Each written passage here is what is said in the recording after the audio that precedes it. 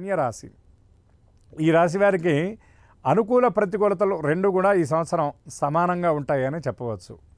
ముఖ్యంగా ఎవరైతే సృజనాత్మకత అదేవిధంగా కవులు కళాకారులు ఉంటారో వారికి ప్రత్యేకమైనటువంటి అవకాశాలు ఈ సంవత్సరం లభిస్తాయి. న్యాయవాదులు ఉపాధ్యాయ వృత్తిలో ఉన్నటువంటి వాళ్లకు జర్నలిస్టులకు ప్రత్యేకమైనటువంటి సంవత్సరం ఈ సంవత్సరం అని చెప్పవచ్చు. వ్యాపారాలు చేసేటటువంటి వాళ్ళు పెట్టుబడుల విషయంలో అవకాశం ఉన్నంత వరకు అప్రమత్తంగా ఉండాలి. లోగడున్నటువంటి దీర్ఘకాలిక రుణాలు ఈ రాశి వారు ఈ సంవత్సరం తీరుస్తారని చెప్పడంలో ఎటువంటి సందేహాలు లేవు. స్థిరాస్తి వ్యవహారాల్లో ఉన్నటువంటి ప్రతికూలతలు తొలగిపోతాయి. ఆస్తులను కూడబెట్టుకోవడం కోసం చేసేటటువంటి ప్రయత్నాలు సానుకూలంగా ఉంటాయి. కుటుంబం అంతటికీ లబ్ధి చేకూరేటటువంటి కొన్ని ముఖ్యమైన నిర్ణయాలు ఈ సంవత్సరం కన్యరాశి వారు తీసుకుంటారు. అదేవిధంగా ఈ రాశి మహిళలకు చాలా విషయాల్లో పట్టిందల్లా బంగారమా అన్నట్లు ఉంటుంది.